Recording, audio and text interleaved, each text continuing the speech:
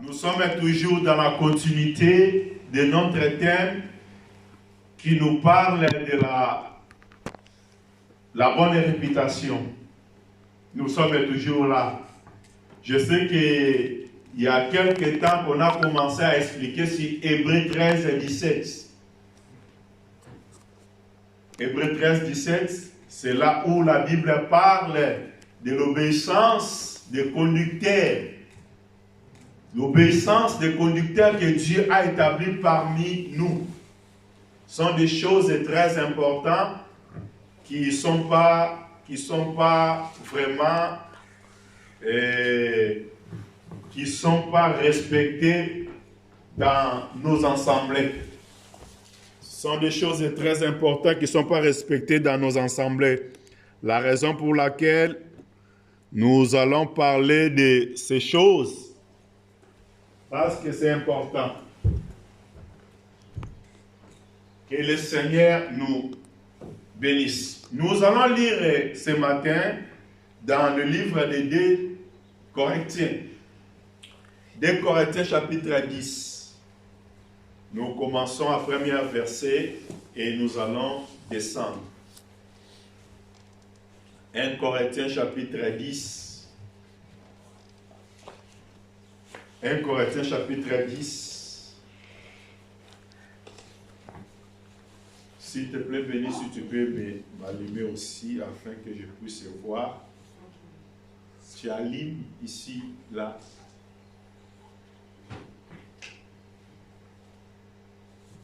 Ok. 2 Corinthiens chapitre 10. Je commence à premier verset, la Bible dit: moi, Paul, je vous prie par la douceur et la bonté de Christ. Moi, humble d'apparence, quand je suis au milieu de vous, et plein de hardiesse à votre égard, quand je suis éloigné. Je vous prie, lorsque je serai présent, de ne pas me forcer à recourir avec l'assurance, avec cette hardiesse, dont je me repose, disait contre quelques-uns qui nous regardent comme marchant selon la chair. Si nous marchons dans la chair, nous ne combattons pas selon la chair. Car les armes avec lesquelles nous combattons ne sont pas charnelles, mais elles sont puissantes par la vertu de Dieu pour renverser des forteresses. Nous renversons les raisonnements et toute hauteur qui s'élève contre la connaissance de Dieu. Et nous amenons toute pensée captive à l'obéissance de Christ. Nous sommes prêts aussi à punir toute désobéissance lorsque votre obéissance sera complète. Vous regarderez à l'apparence si quelqu'un se persuade qu'il est de Christ, qu'il se dise bien en lui-même que, comme il est de Christ, nous aussi, nous sommes de Christ. Et même si je me glorifie un peu trop de l'autorité que le Seigneur nous a donnée pour votre l'édification et non pour votre destruction. Je ne saurais en avoir honte, afin que je ne paraisse pas vouloir vous intimider par mes lettres. Car, dit-on, ces lettres sont sévères et fortes, mais présentes En personne, il est faible et sa parole est méprisable. Que celui qui parle de la sorte considère que tels nous sommes en parole, dans nos lettres, à temps absent, tels aussi nous sommes dans nos actes étant présents. Nous n'osons pas nous égaler ou nous comparer les uns, de comparer quelques-uns de ceux qui se recommandent eux-mêmes, mais en se mesurant à leur propre mesure et en se comparant à eux-mêmes, il manque l'intelligence. Verset 13. Pour nous, nous ne voulons pas nous glorifier autre mesure, mais seulement dans la limite des champs d'action que Dieu nous a assignés à nous amener jusqu'à vous. Que le Seigneur vous bénisse et que le Seigneur ajoute l'explication à la lecture de sa parole.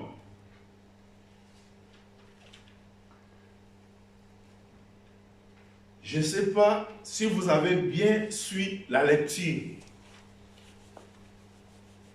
Vous verrez que c'est notre bien-aimé Paul, l'apôtre Paul. L'apôtre Paul, ou on peut dire un conducteur comme Paul. Quand on dit un apôtre, c'est un conducteur, c'est un ministre de la parole. C'est ce que Jésus a envoyé. Il a dit, allez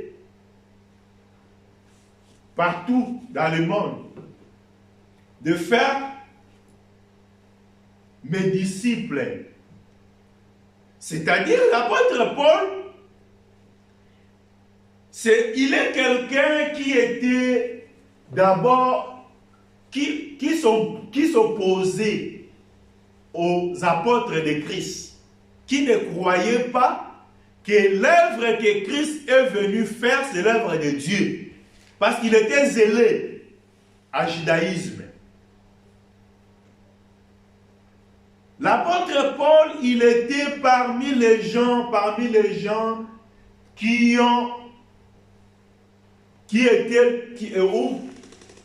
étaient les témoins de la mort d'Étienne.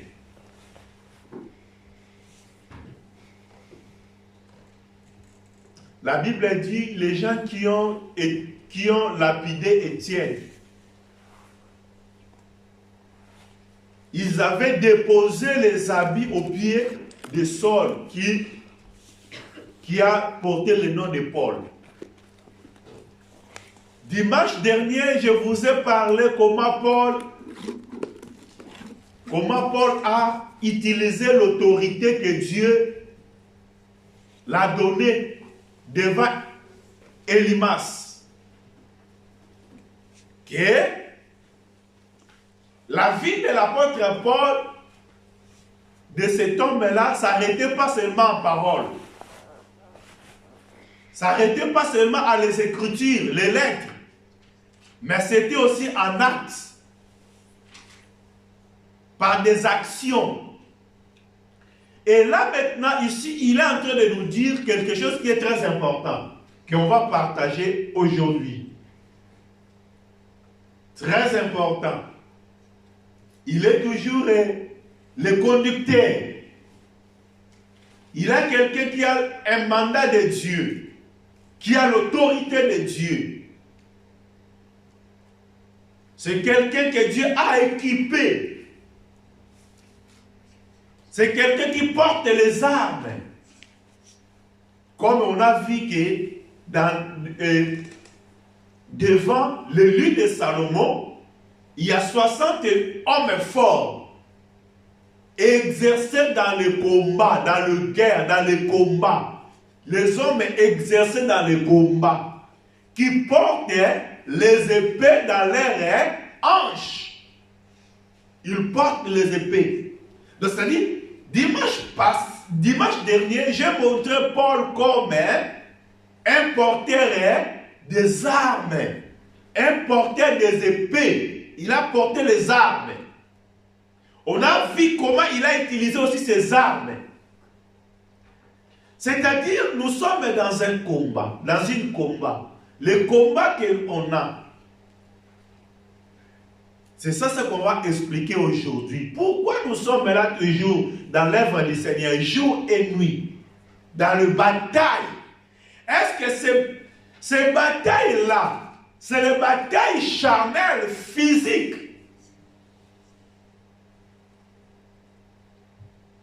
Les batailles que Paul a portées, c'était par rapport à quoi? C'est ça ce qu'on va voir aujourd'hui. Et maintenant, nous devons veiller. Parce que comme on a une bataille, nous devons utiliser les armes.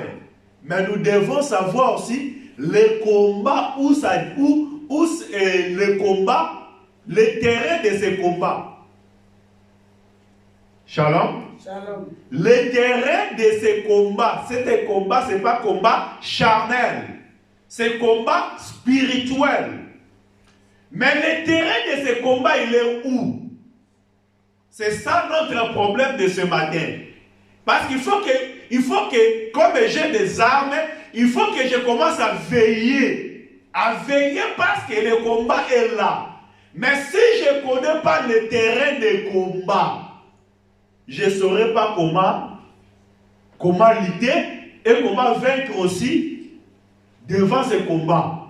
C'est pour cela aujourd'hui on voit des enfants de Dieu. On voit les serviteurs de Dieu. Il a la connaissance de Dieu. Il prêche la parole de Dieu. Il a la puissance de Dieu. Mais si vous regardez, vous verrez que le travail qu'ils sont en train de faire, ils sont en train de tourner en rond. Pourquoi? Parce qu'il manque quelque chose de connaître les terrains du combat. Les terrains du combat, des combats spirituels. Le combat spirituel, ce n'est pas l'histoire, c'est une réalité. Shalom, Église. Shalom. Les combats spirituels, il y a des gens qui ignorent sur les combats spirituels, et surtout nous, les assemblées des saints. Mes frères de l'assemblée des saints, écoutez-moi. Je suis votre frère. Je sais. Nous sommes basés rien que dans la connaissance, révélation, prophétie. Et la doctrine, oui, c'est bien. Mais nous ignorons des choses qui font la réalité de la vie. Tu vois quelqu'un avec beaucoup de connaissances, mais il tombe chaque jour. Un serviteur qui prêche bien, il passe au-delà de la chair. Il parle de choses et tu sens que oui, il parle de choses de Dieu. Mais faible, il tombe chaque fois. Il tombe chaque fois.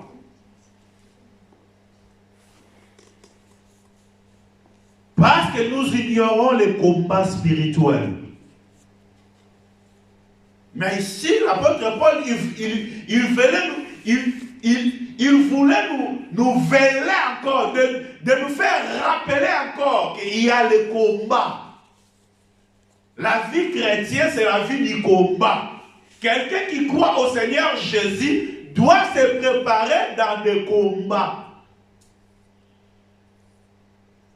C'est pour cela que le Seigneur nous a donné aussi les armes. C'est pour cela qu'on a vu comment, dimanche dernier, comment un homme de Dieu a utilisé les armes.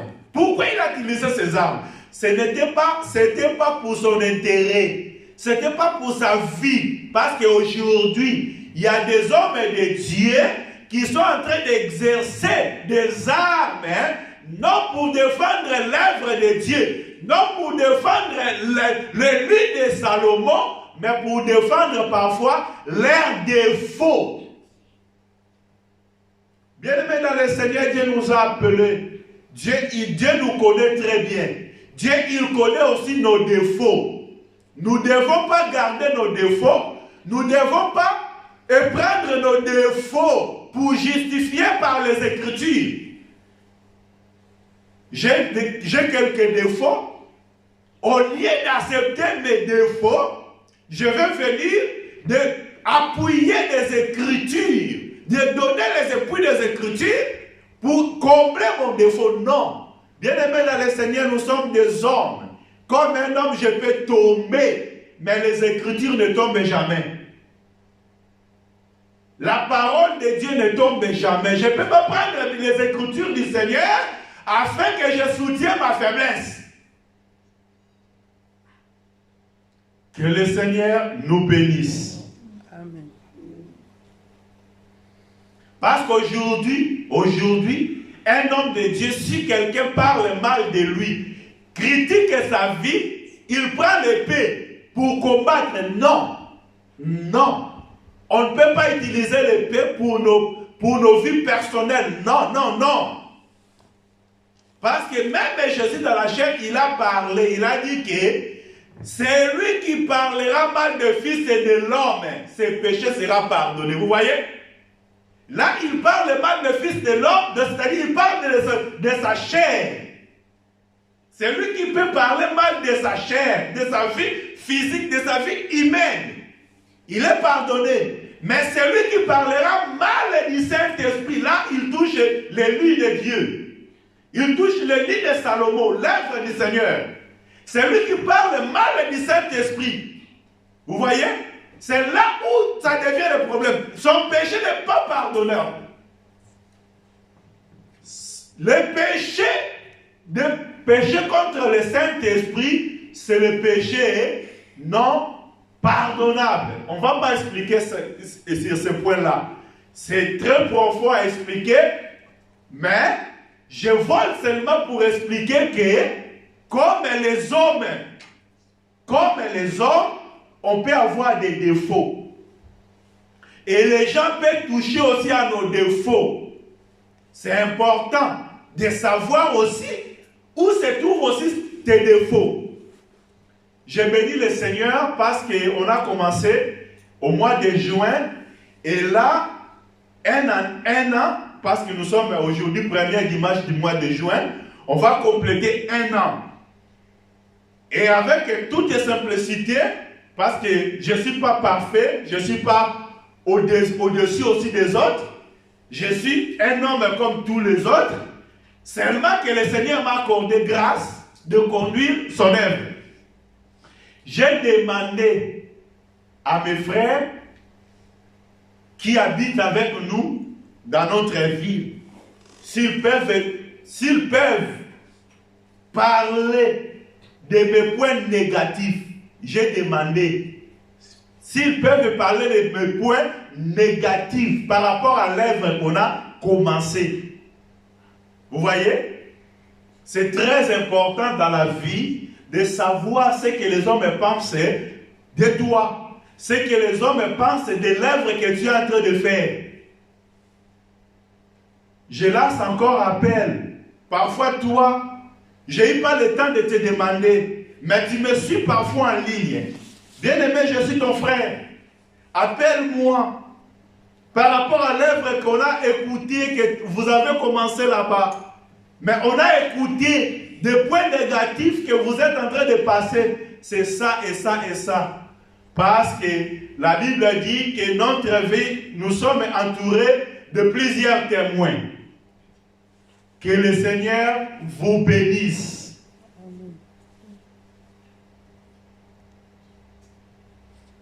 C'est très important. Écoutez ce que l'apôtre Paul a parlé. Verset 1er béni.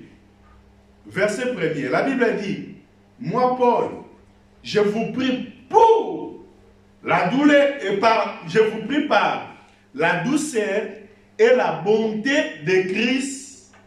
Et la bonté de Christ. Moi, Paul, je vous prie par la douceur et la bonté de Christ, moi, humble d'apparence, quand je suis au milieu de vous, et plein de hardiesse à votre égard quand je suis éloigné. Oh, qu'est-ce que Paul veut nous parler? Il dit quoi? Oh, moi-même, Paul, je vous exhorte par la douceur et la débonnaire du Christ. Moi qui, présent quand à l'apparence, vous voyez, il est présent quand à l'apparence, et quand l'apparence suis chétif. Je suis faible. Dans l'apparence de notre bien-aimé Paul, il avait une apparence de la faiblesse. Quand il est au milieu de ses frères. Quand il est au milieu de ses frères, il avait l'apparence de la faiblesse. Mais qui absent use de hardiesse envers vous. Mais quand il est absent, quand il est un peu loin, il présente maintenant la force.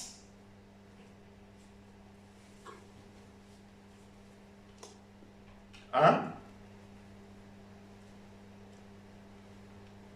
Quand il est éloigné, par rapport à des recommandations qu'il envoie, des ordres qu'il donne quand il est loin, sont des ordres qui pèsent. Verset 2, qu'est-ce que la Bible a dit? Je vous prie, lorsque je serai présent, de ne pas me forcer à recourir avec l'assurance à cette hardiesse. Hein? Mais je vous supplie que lorsque je serai présent, je n'use pas de l'hardiesse avec cette assurance avec laquelle je pense que je prendrai sur moi d'agir envers quelques-uns qui pensent que nous marchons selon la chair. C'est-à-dire que dans l'œuvre du Seigneur, cette œuvre que nous sommes en train de faire, c'est une œuvre spirituelle. Ok? L'œuvre du Seigneur, c'est l'œuvre spirituelle. Mais pendant que nous sommes en train de faire cette œuvre qui est spirituelle, il y a beaucoup des autres qui considèrent que cette œuvre, c'est une œuvre charnelle.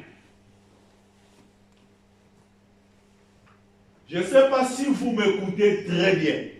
Je répète encore. L'œuvre que nous sommes en train de faire, c'est une œuvre spirituelle.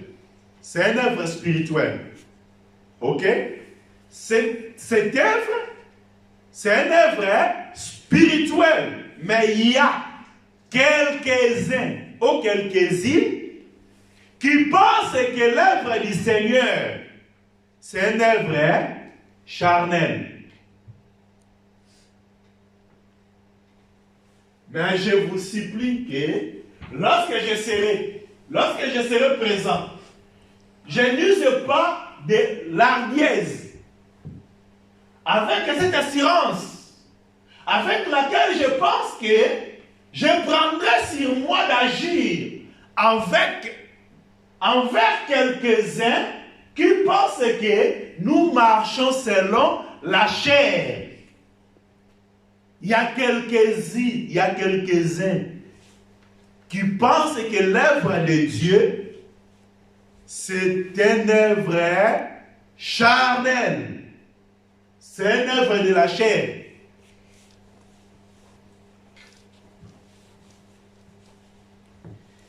Je vous prie, lorsque je serai présent, de ne pas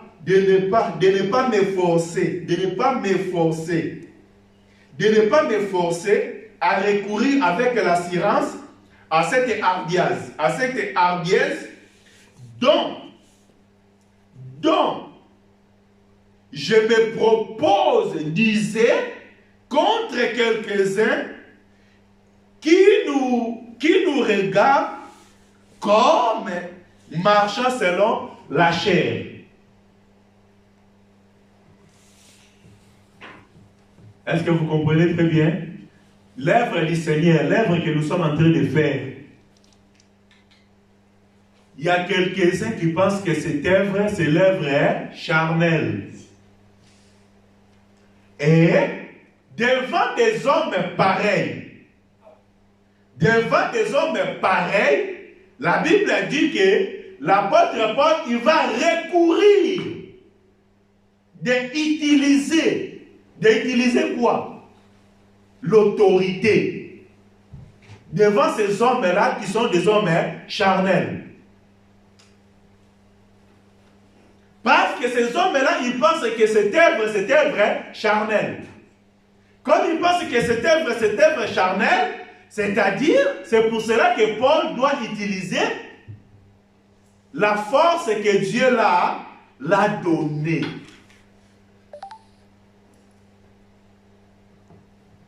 Que le Seigneur nous bénisse. Nous passons. Verset 3. Il dit quoi?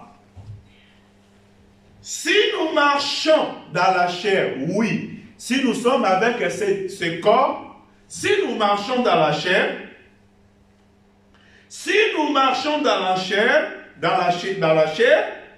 nous ne combattons pas selon la chair. Vous voyez? Si nous marchons dans la chair, mais nous ne combattons pas dans la chair. Si nous marchons, si nous sommes dans la chair, si nous marchons dans la chair, nous ne combattons pas selon la chair. C'est-à-dire là, l'apôtre Paul il voulait nous parler que nous portons un corps charnel, mais les combats que nous utilisons pendant que nous sommes dans ce corps sont des combats spirituels. L'œuvre de Dieu, c'est une œuvre spirituelle. Mais nous faisons cette œuvre avec le corps charnel. Ce corps, tu peux jeûner, tu peux faire des prières, des 100 jours. Mais le jour que tu quitteras, le jour que tu finiras ta prière de 100 jours là, la faiblesse va se manifester le même jour. Vous savez, Jésus a jeûné pendant 40 jours et 40 nuits. Mais le jour seulement où Jésus a fini, a terminé, a mis fin des jeûnes qu'il passait là, c'est le même temps là qu'il a eu faim. Ok? Il voulait chercher maintenant quelque chose à manger. C'est là aussi où le maître de ce monde, il est venu. Pourquoi? Il a trouvé un porte d'entrée dans la vie de Jésus. Et la porte qu'il a trouvée, c'était quoi? Parce que Jésus a eu faim. Shalom. Mais Jésus a eu faim dans quel corps? Le corps spirituel ou le corps charnel? Dans ce corps charnel que Jésus a eu faim à travers la famille de Jésus la famille de Jésus a ouvert une porte. Une porte était ouverte. Ok? Cette porte était ouverte à cause de quoi? Parce que la chair de Jésus, le corps de Jésus a eu faim. Est-ce que vous me comprenez bien? Amen.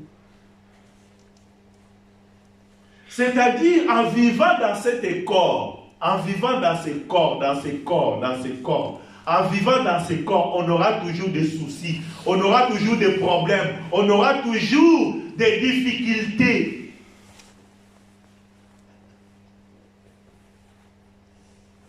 le corps de l'homme. Vous savez, les jours où le diable est venu visiter nos pères Adam, la Bible dit, c'était par quoi? C'était par les vies. Parce que la femme a vu que le fruit était quoi? À manger. Avant de voir bon à manger, oui, il a vu d'abord. Ok? C'est-à-dire, c'était les regards. Les regards, là, ce n'était pas les regards spirituels. C'est les yeux de ces corps. Ok? Aujourd'hui, j'ai besoin de vous montrer le terrain, les champs de bataille. Le champ de bataille, il est où? Il n'est pas loin de nous. Ok? C'est ça, ce que j'ai besoin d'expliquer. Le champ de notre bataille, ce n'est pas loin. Ce n'est pas très loin. Que le Seigneur nous bénisse. C'est pour cela, bien-aimé Paul a dit que malgré en marchant dans la chair, nous ne combattons pas selon la chair. En marchant dans la chair, mais nous ne combattons pas selon la chair. C'est-à-dire en marchant dans la chair, mais nous ne œuvrons pas selon la chair. L'œuvre de Dieu, ça se fait pas selon la chair, selon la connaissance, selon nos relations de la chair. Non. L'œuvre de Dieu, on peut être des amis dans la chair, on peut être des amis du travail, on peut être les amis des voisins, on peut être des amis qu'on parle les mêmes langues, on peut être d'origine des mêmes langues, des mêmes tribus, mais ce n'est pas pour l'œuvre du Seigneur. Nos relations,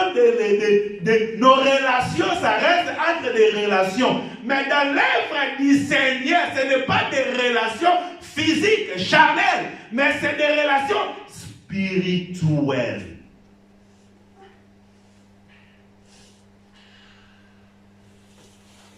Aujourd'hui, on a vu l'œuvre du Seigneur qui passe de père au fils. De père au fils. Du père au fils. Ça, c'est le coutume d'un peuple que j'ai trouvé. Un peuple que j'ai trouvé quelque part, je ne sais pas dans quel pays. Mais dans ce pays-là, l'œuvre du Seigneur, ça passe maintenant du père au fils. Père, il va travailler. Après avoir, quand il voit qu'il est fatigué, il va passer maintenant l'œuvre à son fils. L'œuvre de Dieu aujourd'hui, ça passe du père au fils. Et le fils, là, ce n'est pas aussi le fils dans les choses de Dieu, mais le fils est biologique. Le fils est biologique. Ça, c'est l'œuvre charnelle ou c'est l'œuvre spirituelle. On va transmettre ça charnellement ou spirituellement. Si nous marchons dans la chair, mais nous ne combattons pas selon la chair, nous œuvrons pas. Quand on parle de combat, c'est l'œuvre du Seigneur.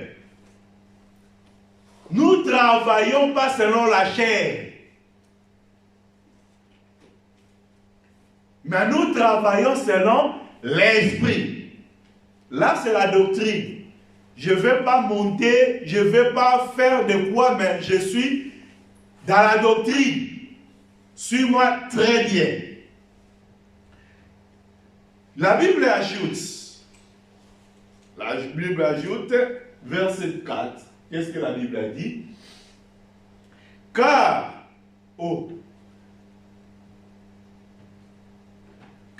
les armes de notre guerre ne sont pas charnelles.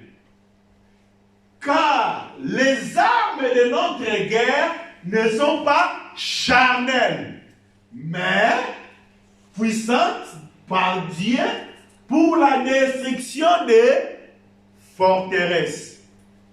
La Bible dit que les armes, le combat comme notre combat, c'est un combat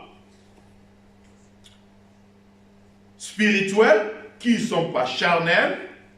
Et les armes maintenant qu'on va utiliser aussi, la Bible dit car les armes avec lesquelles nous combattons ne sont pas charnelles, mais elles sont puissantes par la vertu de Dieu pour renverser les forteresses. Les armes que Dieu nous a données, les armes qu'on a, sont des armes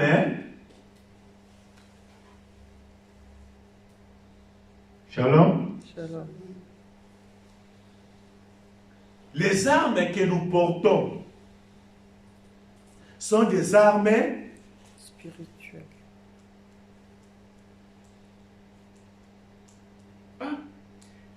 Car les armes avec lesquelles nous combattons ne sont pas charnelles, mais elles sont puissantes. Ces armes sont puissantes. Sont puissantes à quoi? Par la vertu de Dieu. Par la vertu de Dieu. Les armes là sont puissantes. Les armes sont puissantes.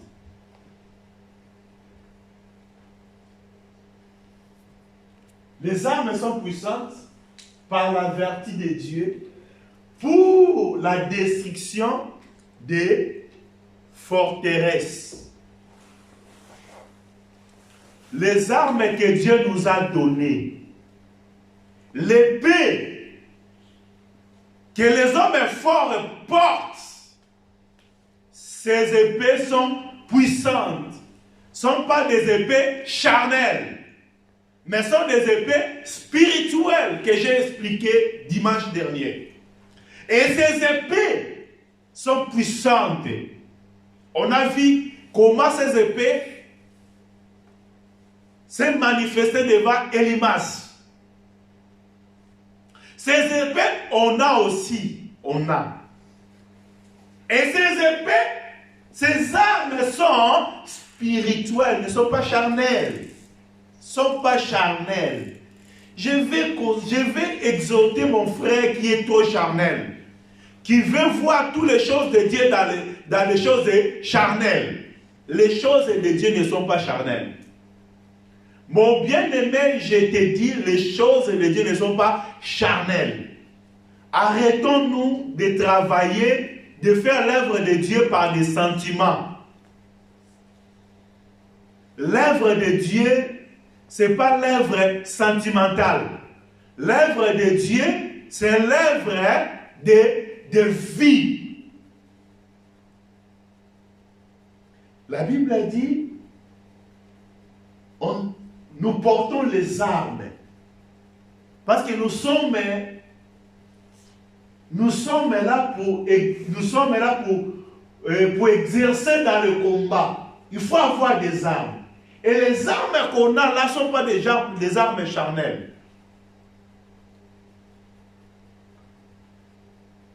Mais sont puissantes par Dieu pour la destruction des forteresses. Est-ce que vous avez déjà entré dans une église et vous trouvez une forteresse dans une église?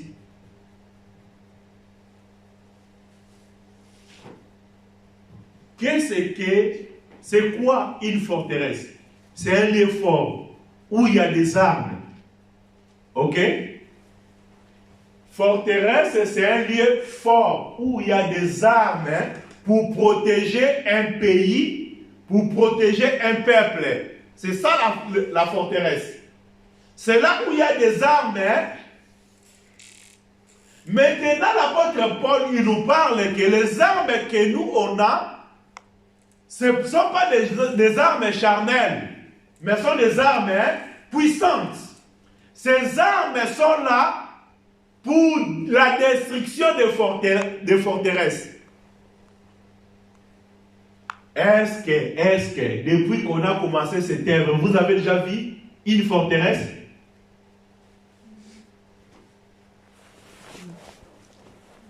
Il n'y a pas de forteresse. Si vous regardez comme ça, il n'y a pas de forteresse. Mais oui, il y a des forteresses. Il y a des forteresses. Il y a des forteresses.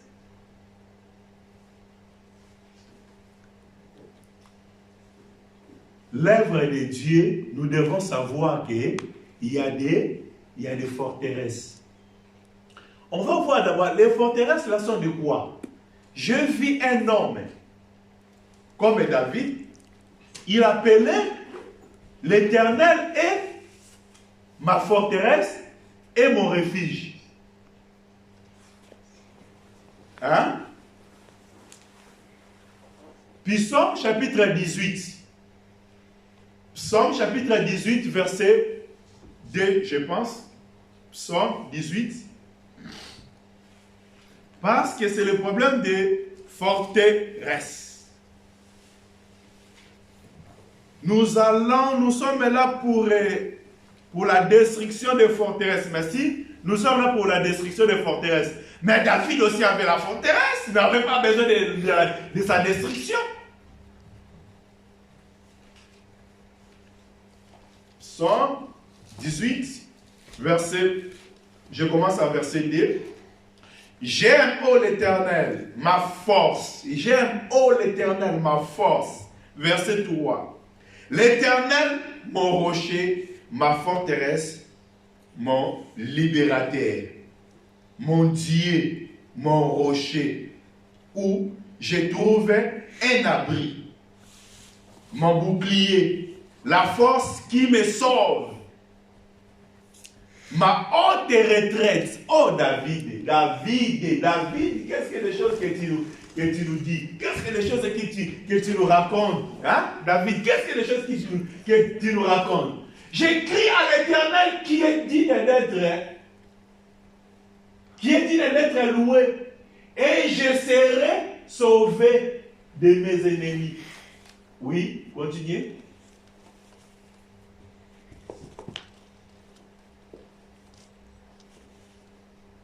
Verset, là tu as commencé à verset 3. Tu commences à verset 2. Ouais, c'est ça. L'Éternel, mon rocher, est mon lieu fort. Vous voyez? La forteresse, c'est le lieu fort. L'Éternel, mon rocher, est mon lieu fort. Et c'est lui qui me délivre. Mon Dieu, mon rocher, à qui je me confie. Mon bouclier et la corne de mon salut, ma haute retraite. C'est très important. Mais Paul, attends. Les choses que tu nous parles là, c'est un peu compliqué. Toi, tu dis qu'on porte les armes. Les armes qu'on porte ne sont pas des armes charnelles. Mais ces armes-là sont puissantes pour la destruction des forteresses. Mais maintenant, c'est pour la destruction des forteresses. Mais comment maintenant David, le bien-aimé David, il parle que l'Éternel est ma forteresse. Mais Paul, mais ça c'est la contradiction. Toi qui viens pour détruire maintenant l'Éternel. Non. Mais oui, mais Paul il vient maintenant pour détruire l'Éternel. Parce que c'est l'Éternel qui est la forteresse. N'est-ce pas? Non. L'Éternel, il est la forteresse pour David. L'Éternel aussi, il est la forteresse pour Paul. Shalom. Shalom. Il est la forteresse, il était la forteresse pour David. Ici, L'Éternel aussi, il est la forteresse pour Paul. Mais, de l'autre côté, parce que Paul, il est à la côte, il est dans ce côté-là où il y a des bleus, où les serviteurs, ils ont allé de semer le bleu dans les champs. Ok? Mais dans l'autre côté aussi, il y a aussi des serviteurs qui sont allés pour semer quoi? Les ivraies. Ok? Et la pensée là qu'ils ont pris pour aller s'aimer aussi dans le même champ, c'est-à-dire de l'autre côté aussi, ils ont leur forteresse. Ok? Dans la côté de Paul, Paul a une forteresse. Et dans la côté d'Elimas aussi, il y a aussi une forteresse. Est-ce que vous comprenez? C'est comme quand David, il s'est présenté devant Goliath, dans la côté des Philistins, Goliath aussi, il était comme, il avait sa forteresse, ok? Le Dieu de son peuple, qui était comme sa forteresse. Et David aussi, de son côté, il avait aussi une forteresse. Mais forteresse pour David, c'était l'Éternel. Ok? C'est pour cela que David, il parlait que tu sauras que l'Éternel est Dieu. L'Éternel va te livrer entre mes mains. Vous voyez? L'Éternel va te livrer. Le Dieu que tu as insulté va te livrer entre mes mains. Pourquoi? Parce que David avait sa forteresse. C'est-à-dire, ce matin, je suis venu pour dire que on a des forteresses quand il y a les batailles, quand il y a eu des guerres, il y a des forteresses à deux côtés. Est-ce que vous me comprenez bien? Il y a des forteresses au camp de l'ennemi, il y a des forteresses aussi au camp à notre camp.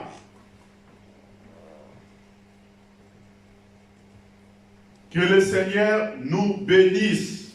C'est-à-dire le verset que j'ai pris là, depuis Psaume 18, ça nous parle des forteresses. Mais les forteresses de David, c'était quoi? C'était l'Éternel. Mais l'Éternel, là, il était où? C'est là où ça se trouve le problème. Est-ce que David, il est allé chercher l'Éternel quelque part? Non. Non. L'Éternel, il était dans un champ, dans un terrain. Le terrain là, c'est là où s'est passée la guerre, les batailles.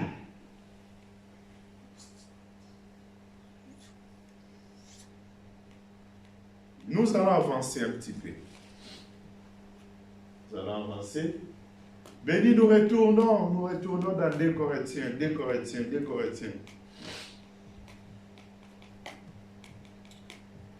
Et ici, verset 2 Corinthiens 10, verset 5, la Bible a dit que, verset 4, la Bible a dit que nous utilisons des armes pour faire quoi? Pour renverser les forteresses. Là, la Bible a dit pour détruire. C'est-à-dire, la mission que le Seigneur nous a donnée, c'est la mission de détruire et de construire. On ne peut pas construire si on n'a pas détruit. Est-ce que vous comprenez bien? On doit casser ce qui était mal construit pour reconstruire ce qui sera mieux construit. L'œuvre que nous sommes en train de faire, dans l'œuvre du Seigneur, nous avons des armes pour casser. Nous avons les armes pour détruire. Détruire quoi? Les forteresses. Mais c'est quoi ces forteresses?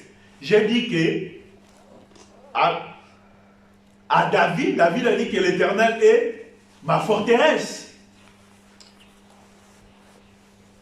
Verset 5, je ne sais pas si on va finir, mais je ne pense pas. Verset 5, qu'est-ce que la Bible a dit? Verset 5, la Bible a dit, nous renversons les raisonnements à Paul. Là, tu dis que tu renverses les forteresses. Et maintenant, les forteresses, là, ça sort maintenant dans les lieux forts. Et les lieux forts, là, maintenant, tu as commencé à expliquer d'autres choses. Les raisonnements, est-ce que les raisonnements, c'est la forteresse? Hein? Verset 5, qu'est-ce que la Bible dit? Verset 5. Nous renversons les raisonnements. Oh, là c'était les forteresses, hein? Ok? Verset 4, c'était des forteresses. Il renversait des forteresses. Verset 5 maintenant, il explique encore, nous renversons les raisonnements et toute hauteur qui s'élève contre la connaissance de Dieu et nous amenons toutes pensées captives à l'obéissance de Christ. Là on ne peut pas penser comme ça. On ne peut pas passer si on n'explique pas bien là-bas. C'est-à-dire, verset 7, ça nous explique, ça nous donne l'explication de la forteresse. Parce que verset 4, il a parlé de la forteresse, le lieu fort. Et le lieu fort là, il a parlé, c'est quoi? Sont des raisonnements.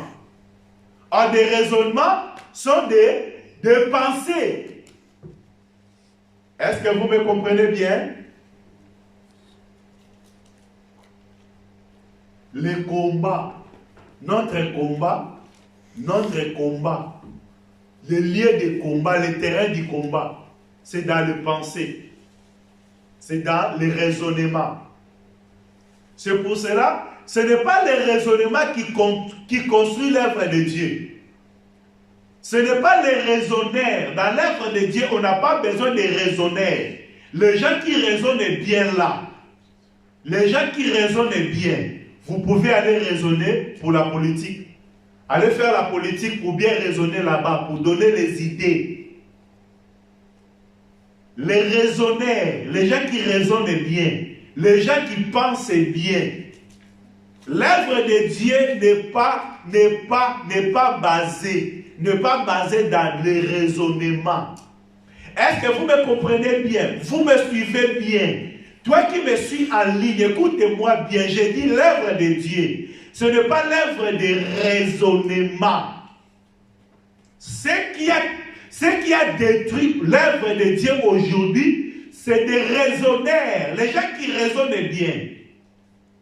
Les philosophes.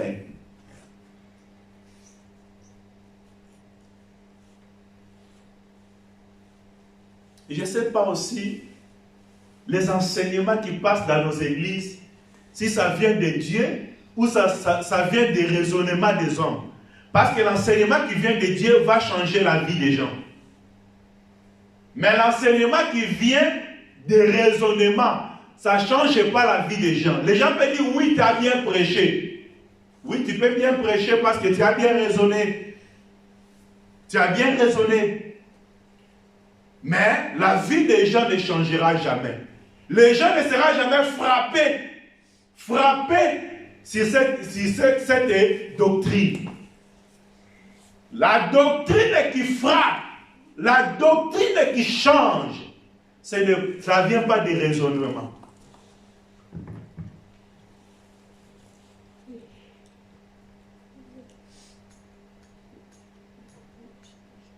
Notre mission que le Seigneur nous a accordée, c'est pour renverser tous tes raisonnements. Pour renverser tous tes raisonnements. Mais quels sont les raisonnements qu'on va renverser? C'est tous les raisonnements qui s'opposent. Écoutez, verset 5. Nous renversons les raisonnements et toute hauteur qui se lève contre la connaissance de Dieu. Est-ce que vous me comprenez bien? Amen. Celle-ci, tu peux bien raisonner, tu peux bien penser. Tu peux bien raisonner. Tu as dit, bon oui, c'est son choix. Hein? C'est lui qui a décidé. Bon, je vais me marier avec une fille comme moi. Là, c'est un raisonnement. Hein? C'est toi qui as raisonné. Mais les Écritures, la connaissance de Dieu, qu'est-ce que Dieu a dit? Là, c'est l'épée maintenant qui va se mettre.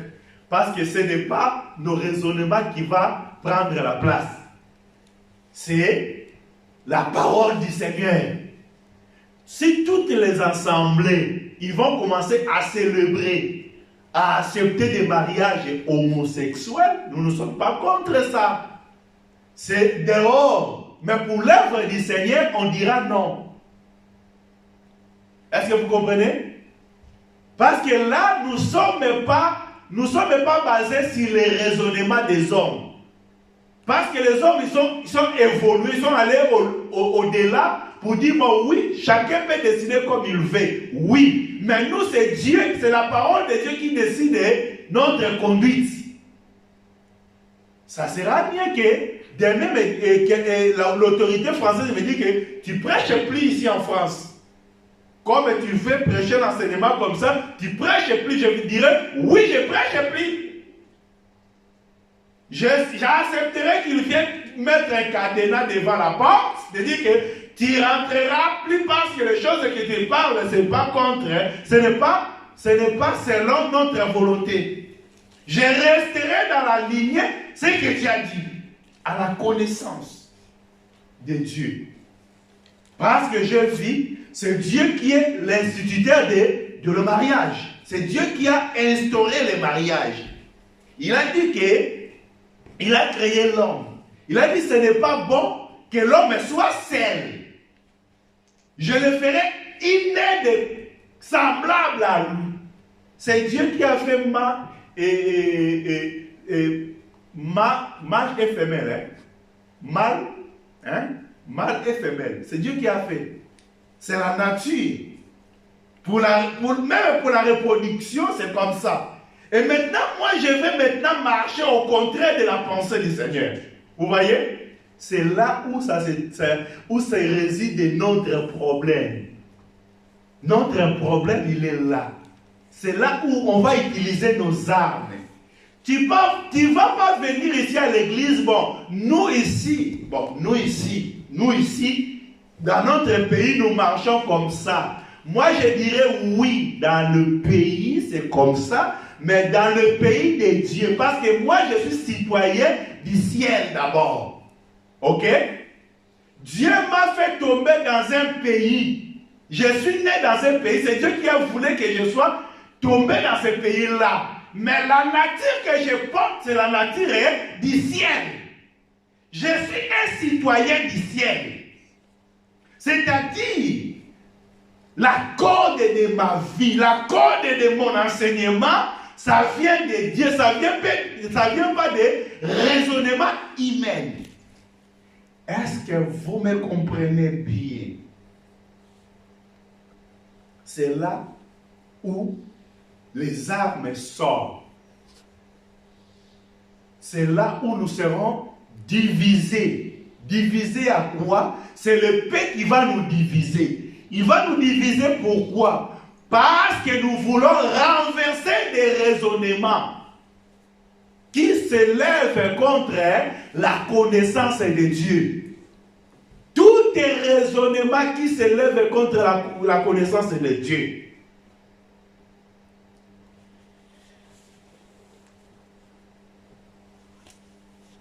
J'aimerais te demander, toi qui me suis en ligne, Quel est tes raisonnements par rapport à l'œuvre du Seigneur? Quand je parle de ça, ce n'est pas par rapport à ta maison, par rapport à tes affaires, par rapport à ce que tu peux faire. Non, mais par rapport à l'œuvre du Seigneur. Par rapport à l'œuvre du Seigneur. Par rapport à l'œuvre du Seigneur. Quand je parle de l'œuvre du Seigneur, la Bible me dit d'abord que mon corps, c'est une maison de Dieu.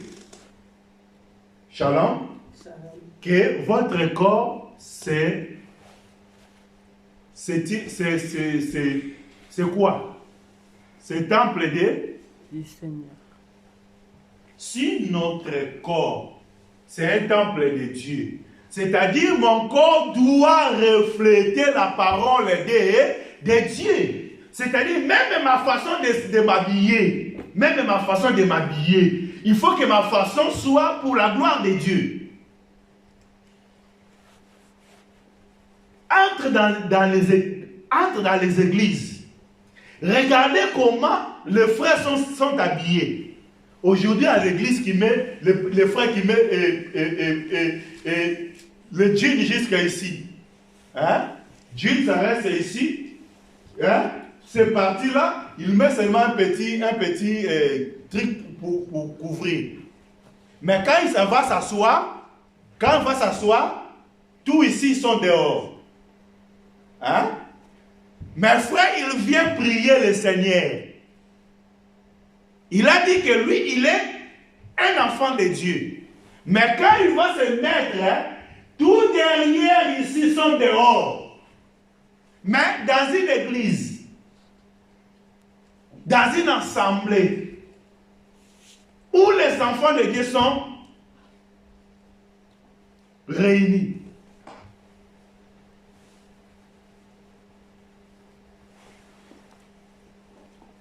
Il y a des sœurs qui viennent avec dessinez-moi. Regarde comment mon corps il est. Dessinez-moi. Vous voyez? Même quand la lumière,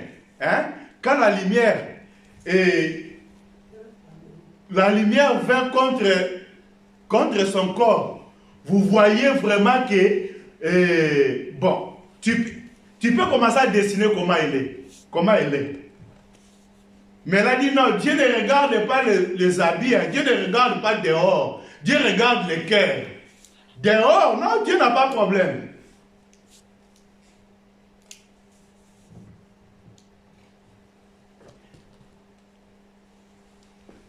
Ta façon de s'habiller là, c'est la connaissance de Dieu, qui t'a donné de s'habiller comme ça. Parce que la Bible a dit que des femmes, elles doivent s'habiller avec modestie, pudeur et décente. C'est ça les Écritures. Mais votre façon là de s'habiller, non, il ne faut pas prêcher ces choses-là. Ici, prêchez seulement Jésus vous aime. Et vous êtes des enfants de Dieu. Le ciel est ouvert pour vous.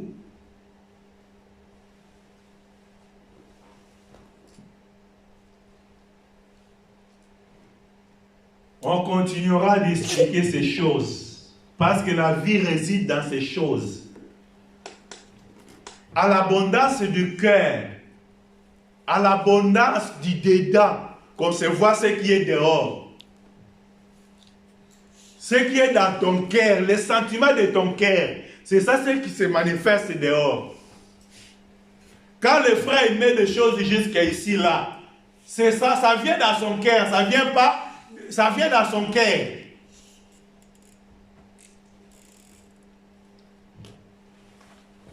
Est-ce que vous n'avez jamais vu des frères comme ça dans les églises, dans les assemblées?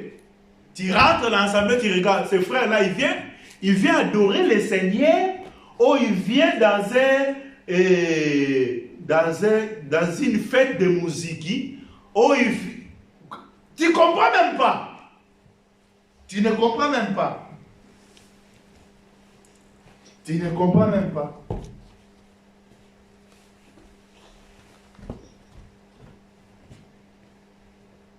Nous sommes dans un combat. Ce ce n'est pas nous qu'on a commencé. Le Seigneur a commencé ce combat. Les apôtres, ils ont amené cet combat. Nous aussi, nous sommes dans cet combat-là. Les combats-là, c'est quoi? C'est ça où je suis en train d'expliquer. On a les armes.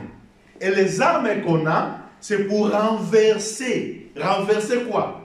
Tout est raisonnement qui s'élève contre la connaissance de Dieu.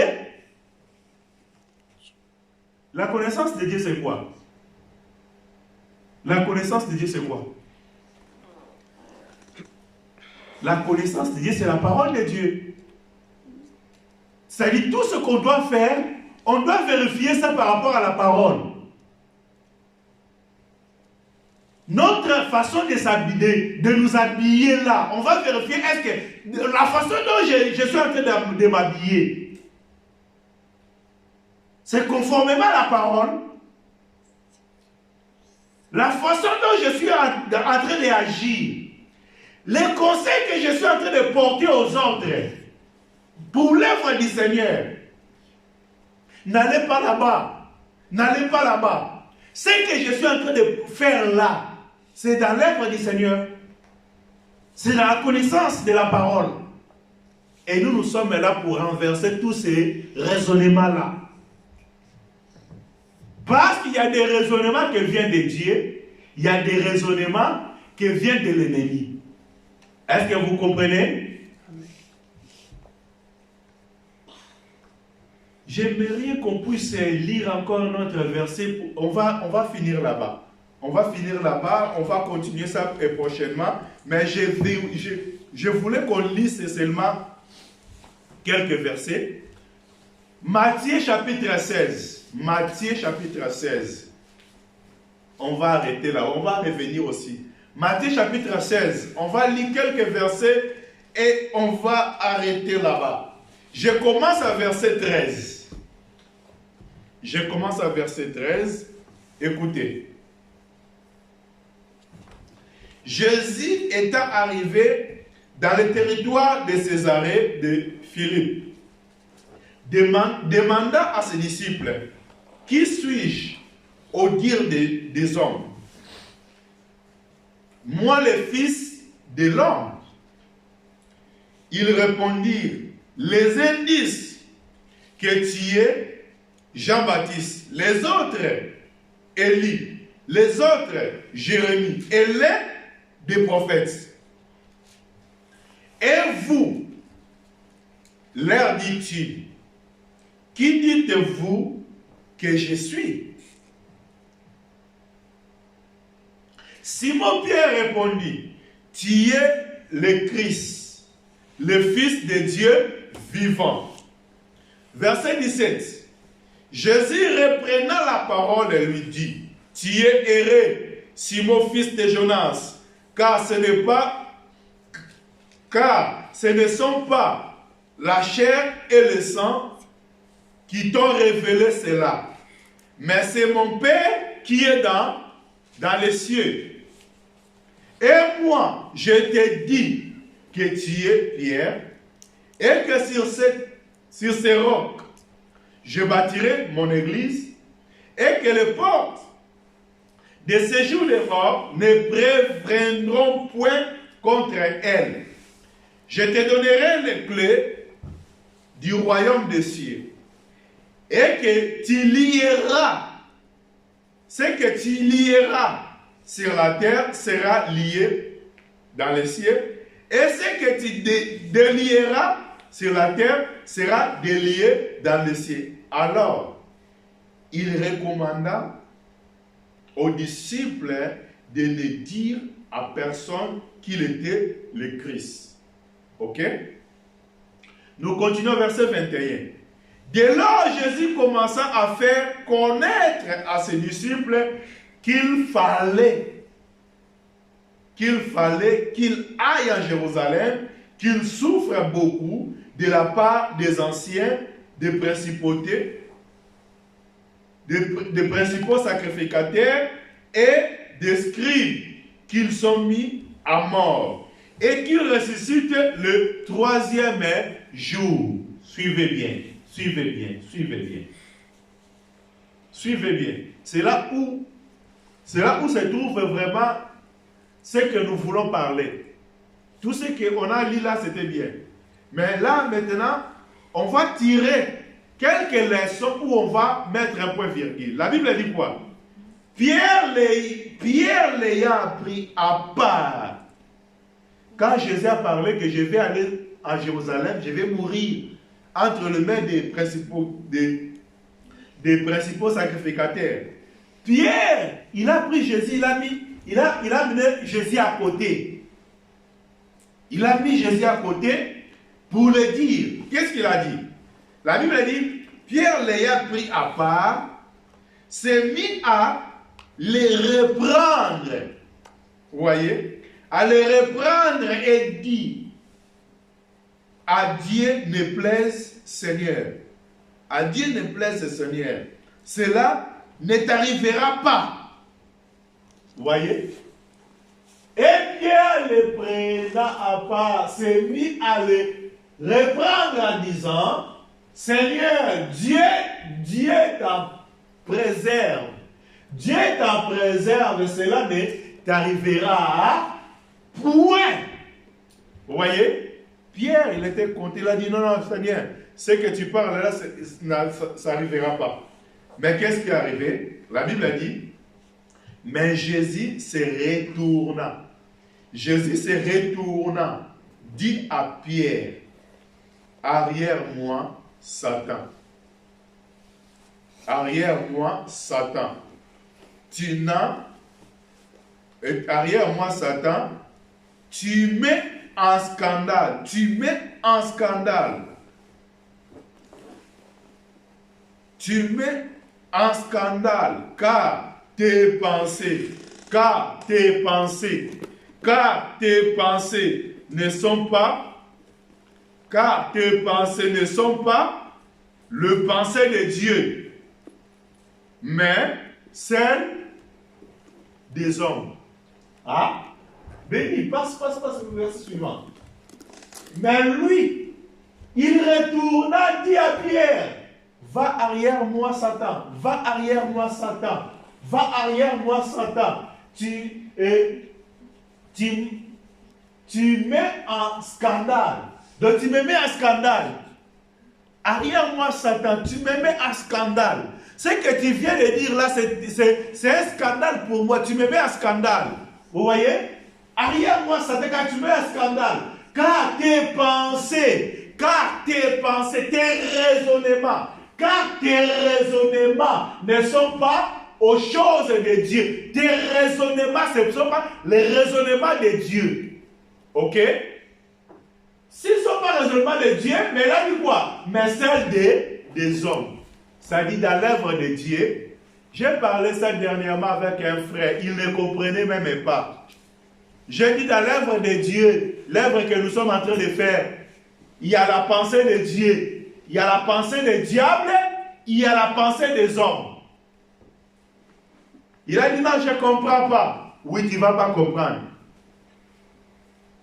Tu ne vas pas comprendre toujours.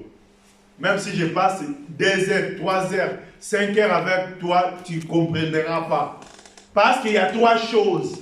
Il y a la pensée de Dieu, il y a la pensée des diables, de l'ennemi, il y a la pensée des hommes. Est-ce que vous comprenez?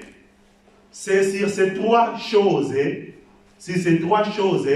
qui viennent habiter à l'homme. On peut prier 100 jours. Les 3 choses-là viendront toujours. Ok? Pensée de Dieu, pensée de l'homme et pensée du diable. Est-ce que vous me comprenez bien? On va continuer là-bas. Prochainement, on va continuer là-bas. Parce qu'on va renverser des pensées de l'homme et les pensées de l'ennemi. Mais les pensées de Dieu ne sont pas renversées. Les pensées de Dieu restent toujours. Dans l'œuvre que nous sommes en train de faire, là où il y a la pensée de Dieu, la pensée de Dieu va rester. Là où il y a la pensée des hommes, sera renversée. Là où il y a la pensée de l'ennemi, sera aussi renversée. je vous demande maintenant, ce que tu es en train de faire pour l'œuvre du Seigneur, sachez-le qu'il y a trois sources là. Les trois sources là, c'est la pensée de Dieu, le pensée de Dieu, le pensée de l'homme et le pensée de l'ennemi. On va continuer là-bas. Que le Seigneur vous bénisse. On va prier pour la parole. On va prier pour la parole. Priez pour cette parole que Dieu nous a donnée ce matin. Priez pour cette parole que Dieu te donne. Ces pensées, parce que ces pensées ne seront jamais renversées. Il faut que tu marches dans la pensée du Seigneur. Ta vie soit attachée à la pensée du Seigneur. Nous prions au nom puissant de Jésus.